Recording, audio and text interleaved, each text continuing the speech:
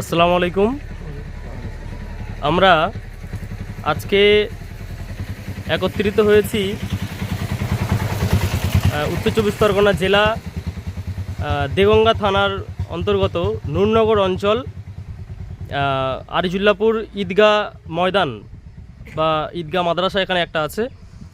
তো আমরা জমিয়তুল উলামা হিন্দের পক্ষ থেকে আমাদের মাঝে উপস্থিত রয়েছেন উত্তর চব্বিশ পরগনা জেলা জমিয়তুল উলামা হিন্দের সাধারণ সম্পাদক মুফতি কুতুবউদ্দিন রহমানী সাহেব এবং অন্যান্য নেতৃত্বগণ রয়েছেন, স্থানীয় নেতৃত্বগণ রয়েছেন, আর মাদ্রাসার কিছু স্টুডেন্ট এখানে রয়েছে। এখানে জমিয়তুল উলামা হিন্দের পক্ষ থেকে আজকে কাশ্মীরের যে হত্যাকাণ্ড হয়েছে, ইতিপূর্বে হয়েছিল পুলওয়ামা হত্যাকাণ্ড, আর এখন সম্প্রতি হয়েছে পহেলগাঁও হত্যাকাণ্ড। তো সেই পহেলগাঁও হত্যাকাণ্ডের প্রতিবাদ এখান থেকে আমরা জানাচ্ছি এবং যে সরকারের অপশাসনে, যে কেন্দ্র সরকার তথা বিজেপি সরকারের অপশাসনে এবং গাফিলতিতে এই পুলওয়ামা তথা এবং পহেলগাঁওয়ের মতো হত্যাকাণ্ড ঘটে, সেই সরকারের অপদার্থতার প্রতি আমরা ধিক্কার জানাই।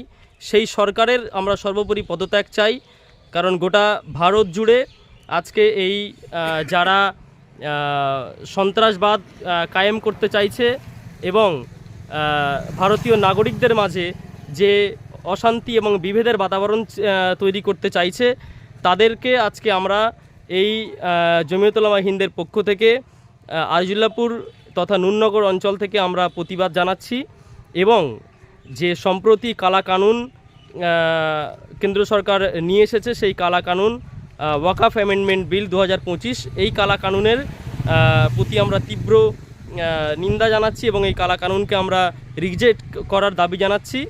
আমরা কখনোই কোনো মতেই এই কালা কানুনকে আমরা মেনে নেব না। তার বিরুদ্ধে আমাদের আপোষহীন সংগ্রাম চলতে থাকবে ইনশাআল্লাহ। আর পহেলগাঁও হত্যাকাণ্ডে যারা মৃত্যুবরণ করেছেন তাদের প্রতি আমাদের প্রত্যেকের সমবেদনা এবং গভীর ভালোবাসা থাকবে এবং রয়েছে। আর সেই সাথে সাথে আমাদের ভারতের গর্ব বীর শহীদ জওয়ান ঝন্টু আলী শেখ, তিনি শহীদ হয়েছেন এই পহেলগাঁও হত্যাকাণ্ড তাদেরকে বাঁচাতে গিয়ে। সেই ঝন্টু আলী শেখের প্রতি আমাদের অজস্র ভালোবাসা এবং স্যালুট রইল অসংখ্য।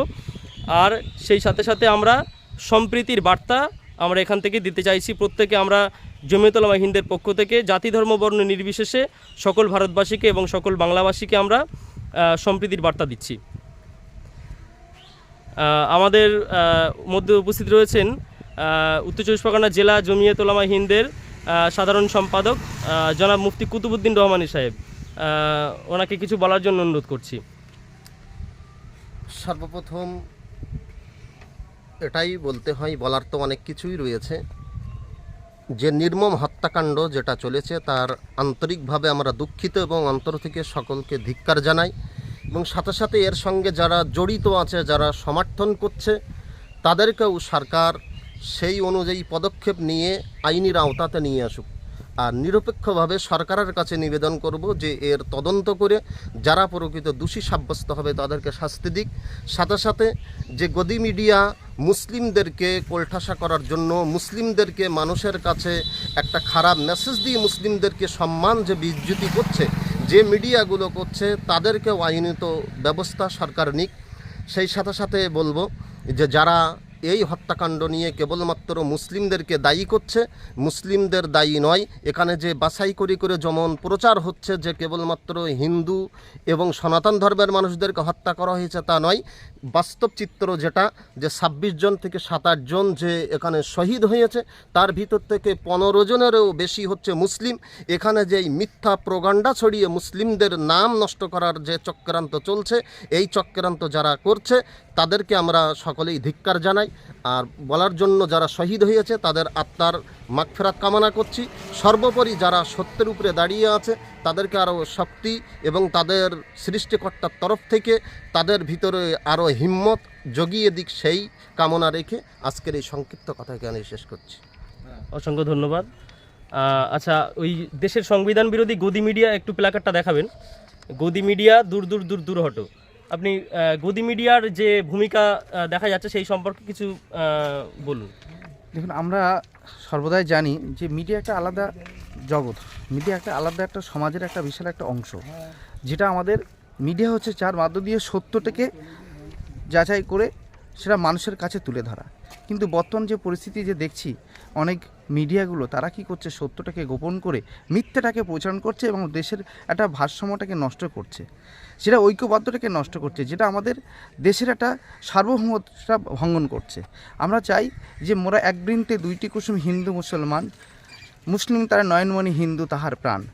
এই যে বাণীগুলো, এই বাণীগুলো আমরা বিভিন্ন মনীষীদের বাণীগুলো নিয়ে আমরা সকল ভারতবাসীর মানুষ একসঙ্গে থাকতে চাই। তাই আমি মনে করি যে এই সমস্ত যে মিডিয়াগুলো যে মিথ্যা প্রচার করছে, তাদের বিরুদ্ধে যেন আগামী দিন একটা সরকার আইনত ব্যবস্থা করুক, এই বলে আমার বক্তব্য শেষ। আচ্ছা আচ্ছা আচ্ছা আচ্ছা কিছু বলুন। তো একই কথা, আচ্ছা আচ্ছা মিডিয়াগুলো যে করছে তার বিরুদ্ধে একটা আইনত ব্যবস্থা নিয়ে একটা এর জায়গায় সরকার আসুক, আচ্ছা আচ্ছা তাহলে আমাদের দেশে অনেকটা মানে স্থিতিশীল পরিস্থিতি তৈরি হবে। ঠিক আছে। ওয়াকফ কালা কানুন 2025 মানছি না মানব না।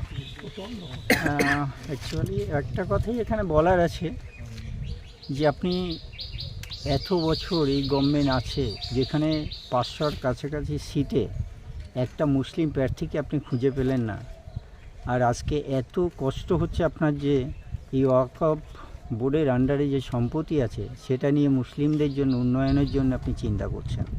তো আসলে আপনার এই আইনটা কী জন্য তৈরি করেছেন সেটা যদি আমাদের একটু ক্লিয়ার করেন, আর আপনি যদি এই আইনটাকে সঠিকভাবে ইউটিলাইজ করতে চান, তাহলে কেন এই আইনের মাধ্যমে আপনি সম্পত্তিগুলোকে আপনি সরকারের হাতে তুলে দিতে চাইছেন, বেসরকারি হাতে তুলে দিতে চাইছেন? সর্বোপরি আপনি মানুষ হিসাবে চিন্তা করুন, মানুষের কাজে লাগুন। এই জাতি দাঙ্গা, হিন্দু মুসলিম খ্রিস্টান জৈনের ভেদাভেদকে ভুলে গিয়ে সকলকে মানুষ হিসাবে চিহ্নিত করুন এবং সকলের উন্নয়নের জন্য আপনি চেষ্টা করুন, এটাই আমার বলার আছে। অসংখ্য ধন্যবাদ। রিজেক্ট ওয়াকফ অ্যামেন্ডমেন্ট অ্যাক্ট 2025 বলুন। আসসালামু আলাইকুম। ওয়ালাইকুম আসসালাম। বলার তো অনেক কিছুই আছে।